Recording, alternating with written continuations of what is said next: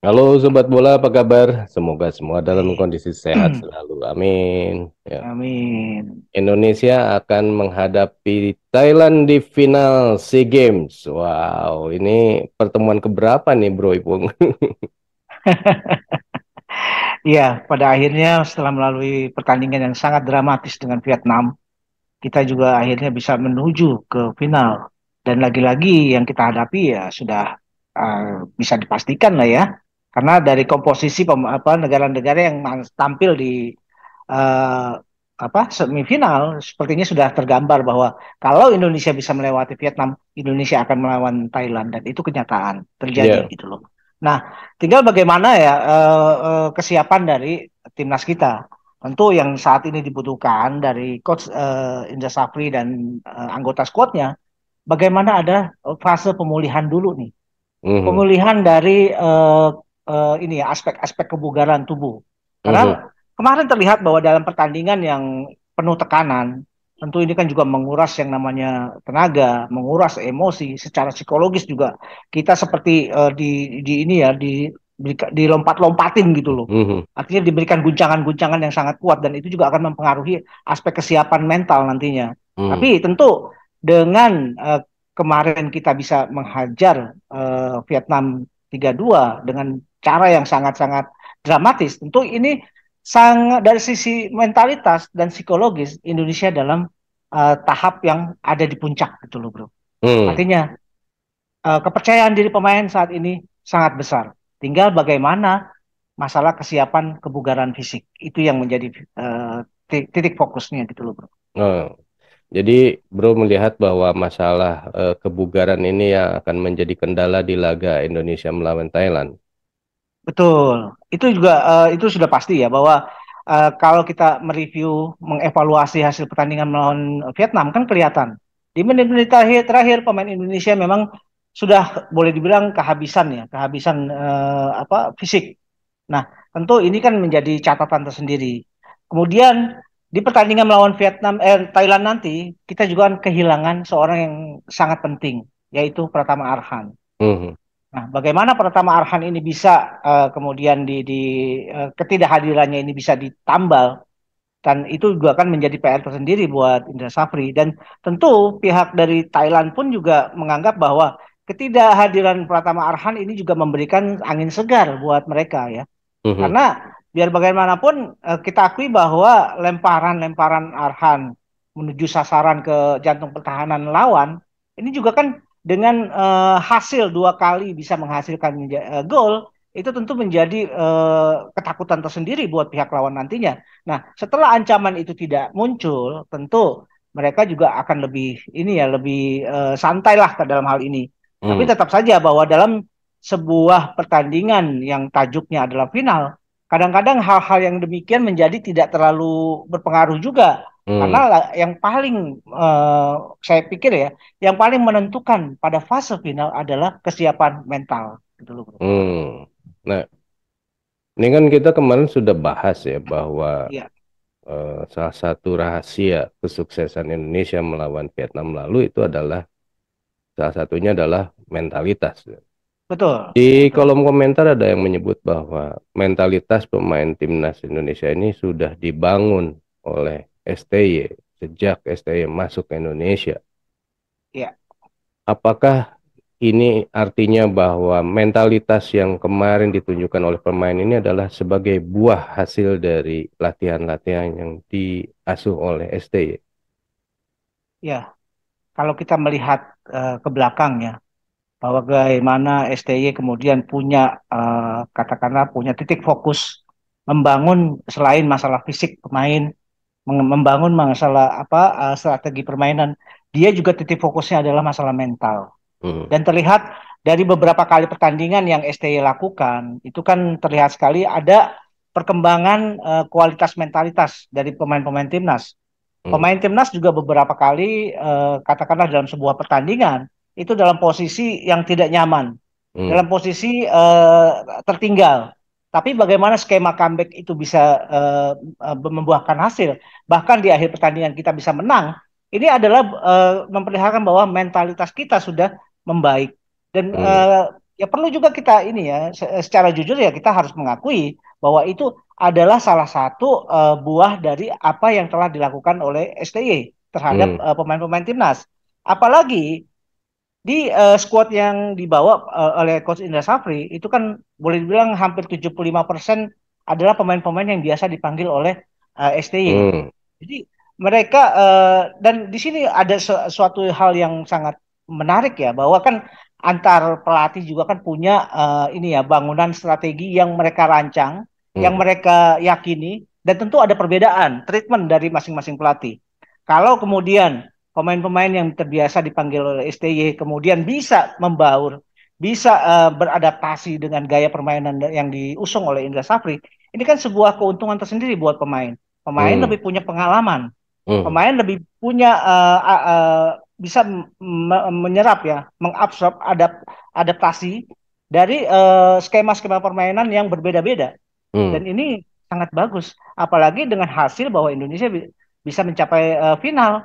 hmm, Tentu ini adalah buah dari kerjasama, buah dari pembinaan yang mungkin kalau kita gambarkan, ini adalah sebuah sinergi yang bagus antara pelatih, kemudian dalam hal ini Pak Indra Safri juga kan sempat menjabat sebagai direktur teknik, hmm, dan tentu terlihat bahwa ada kinerja yang sangat sistematis, ada kemudian bangunan korelasi antara direktur teknik dengan staf kepelatihan, dan ini bisa dimanfaatkan menjadi sebuah hubungan yang simbiosis gitu loh bro. hmm, hmm.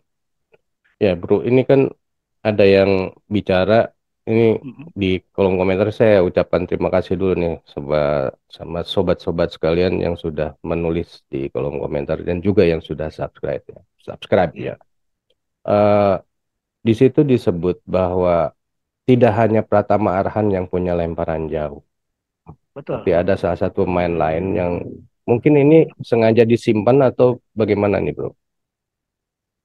Gini, Dewangga juga kan pernah terlihat ya, terlihat pernah melakukan lemparan yang cukup jauh juga, dan itu bisa dilakukan dengan sukses.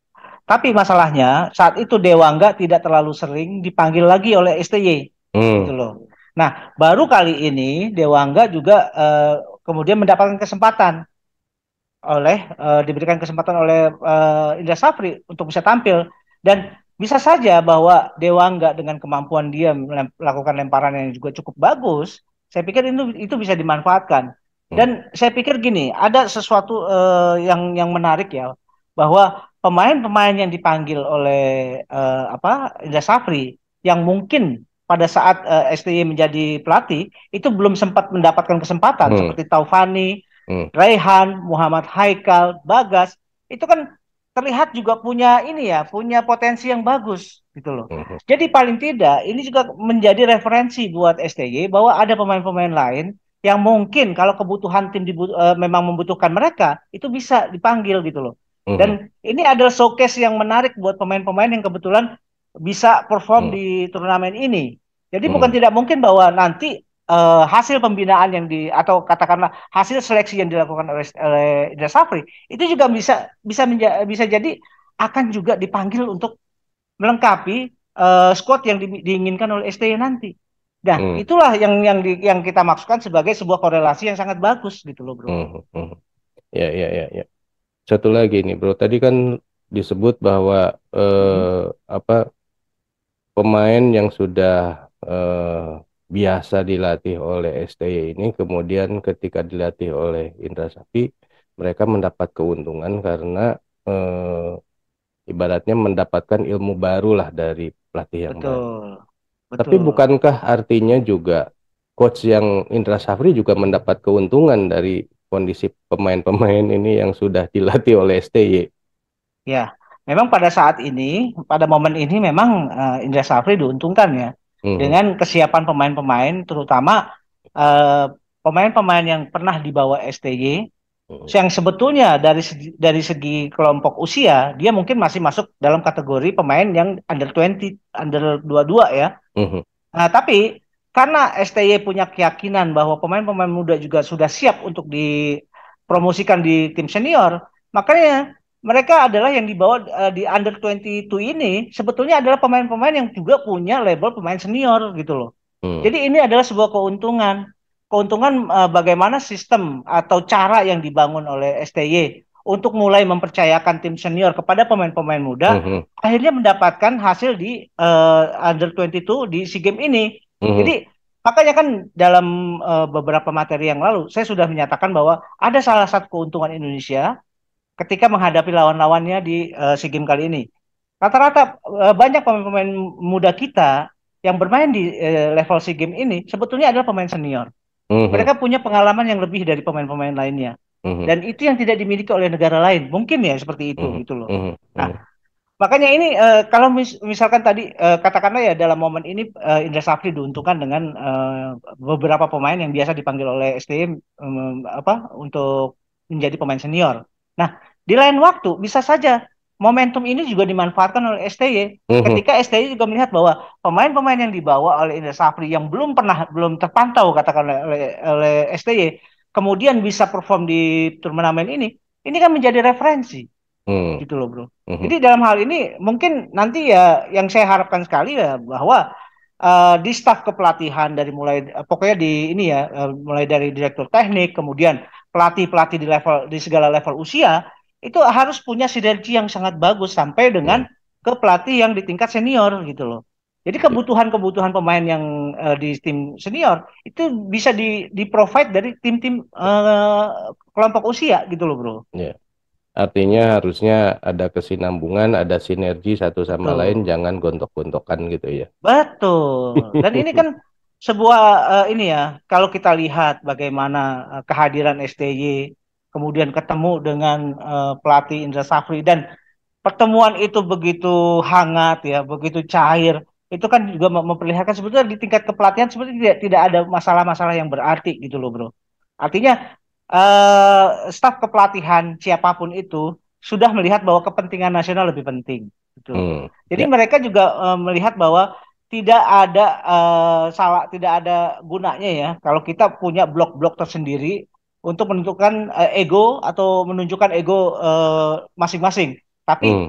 yang dikorbankan adalah kepentingan yang lebih besar lagi gitu loh. Hmm. Tapi Hmm. kalau misalkan kemudian ada momentum ini bisa mencairkan suasana, kemudian mungkin dari sini adalah batu loncatan bahwa setiap pelatih di segala level usia itu harusnya memang bisa bersinergi, harusnya juga bisa mengambil garis koordinasi gitu loh, Bro. Hmm. Jadi pada saat dibutuhkan, mereka juga bisa menjadi katakanlah bahan masukan yang bisa Hmm. juga diperhitungkan oleh pelatih di tingkat senior gitu loh, Bro. Ya, ya. Bro Ipung, ini Ya, kelihatannya bahwa timnas Indonesia ini udah merasa pede bakalan menang nih Bro Ipung. betul. Menurut penilaian Bro Ipung sendiri, laga Indonesia melawan Thailand ini akan seperti apa nih Bro? Ya, itu tadi ya. Kalau sudah masuk tahap final, itu kadang-kadang yang paling menentukan adalah kesiapan mental. Mhm. Mentalitas itu lebih penting ketimbang apa kekuatan organisasi permainan kadang-kadang juga lebih penting daripada kesiapan fisik karena ya itu tadi motivasi dan mentalitas itu bisa menjadi kunci dari sebuah permainan. Dan Mhm. kali ini momentumnya ada di Indonesia sebetulnya. Mhm. Bagaimana perjalanan Indonesia kita melihat dari perjalanan terakhir ya ketika melawan Kamboja, kemudian naik level ketika melawan Vietnam dan ketika melawan Vietnam hasil akhirnya malah memberikan impact yang sangat bagus dari sisi mentalitas dan psikologis ini bisa dibawa, ini bisa menjadi cadangan amunisi yang paling dibutuhkan oleh tim nasional Mhm. gitu loh. Dan saya juga melihat bahwa yang kita tidak perlu terintimidasi dengan Thailand. Karena Thailand yang kita hadapi juga Thailand under 22 yang sama-sama levelnya di Mhm. kelompok usia. Tapi Indonesia diuntungkan oleh banyaknya pemain-pemain yang pernah hadir di tingkat senior gitu loh. Mhm. Pengalaman ini yang tidak dimiliki oleh Thailand Mhm. dan ini harus dimanfaatkan gitu. Berarti Indonesia akan menang nih. Saya sih punya keyakinan kali ini momentumnya ada di Indonesia. Indonesia bisa menang 2-0 loh, Bro. Wow, ini kalau Indonesia menang berarti Ya, juara dong, dapat emas. pasti. Ya, Dan ini ya. juga kan sebagai apa ya? Setelah 31 tahun, 31 tahun kalau nggak salah ya, terakhir di Filipina tahun 91, itu Indonesia dapat emas dan kali ini kalau bisa mendapatkan emas lagi, artinya puasa gelar ini sudah kita bisa buka bersama lah kata-kata begitu. Buka puasa bersama. Iya buka puasa bersama lah bro. Ya, ya, Iya. saya baca kabarnya kan, konon Coach Indra Safri sudah bernazar kalau Indonesia jadi juara, beliau akan pergi umroh katanya. Ya. Nah, kalau Indonesia jadi juara, kita perlu bersiap nggak bikin selebrasi local pride? Saya pikir ya yang kayak apa polemik mengenai local pride, mengenai apa pelatih-pelatih dari luar sudah tidak perlu dilanjutkan lagi saya pikir. Mhm, Yang terpenting bahwa momentum kemarin pertemuan STY di sela-sela pertandingan setelah pertandingan selesai kemudian memberikan selamat kepada Coach Indra Safri dan mereka juga kemudian terlibat dalam sebuah diskusi yang intens itu juga dijadikan momentum itu juga dijadikan sebagai milestone bahwa pembinaan yang baik adalah ketika semua bisa bersinergi dengan baik pula gitu loh. mhm, Dari tidak perlu lagi yang apa yang ditonjolkan adalah ego. mhm, Yang paling penting kalau yang kita butuhkan adalah bagaimana kita punya target mengenai kepentingan nasional itu yang lebih utama. Dan mhm, kali ini karena momentumnya ada di Indra Safri, tentu apa yang dilakukan oleh STY untuk mendatangi Indra Safri dan memberikan selamat itu sebuah langkah yang bagus ya. Karena mhm, dengan demikian bahwa perjuangan dari anak-anaknya Indra Safri dan coach Indra Safri sendiri itu tentu juga punya dukungan dari berbagai pihak. Tidak bisa mereka berjalan sendiri. Dari dukungan dari masyarakat sepak bola nasional sudah pasti. Kemudian Pak Erick Thohir juga menyempatkan diri sampai ke lapangan dan sampai ke ruang ganti pemain itu juga kan sebuah bentuk dukungan yang sangat baik. Berikut juga STY juga menunjukkan bahwa dia juga punya dukungan terhadap Coach Indra Safri. mhm. Saya pikir kalau ada selebrasi selebrasi mengenai local pride dan itu lagi yang dimunculkan, saya pikir itu terlalu kekanak-kanakan ya, Bro. Oh, Karena bukan bukan masalah itu lagi yang kita butuhkan, tapi wow. bagaimana kepentingan nasional lebih diutamakan. Wah, ini sebuah pernyataan yang cukup keras juga nih. Siapa coba yang mau bikin selebrasi local pride lagi itu kekanak-kanakan loh. Kamu kekanak-kanakan. Betul, betul. Oke Sobat Bola, itulah obrolan kita mengenai prediksi Indonesia melawan Thailand di final yang akan berlangsung hari Selasa besok malam. Ya, Ya, sekitar jam 7. Dan seperti biasa kalau final itu selalu di akhir ya, jadi jam 7 malam. Indonesia diperkirakan akan memenangkan laga ini. Kalau menurut Sobat sendiri seperti apa? Silahkan tulis di kolom komentar. Sekian dulu obrolan kita. Kita lanjut di video yang akan datang. Sampai jumpa. Bye. thank you, bro.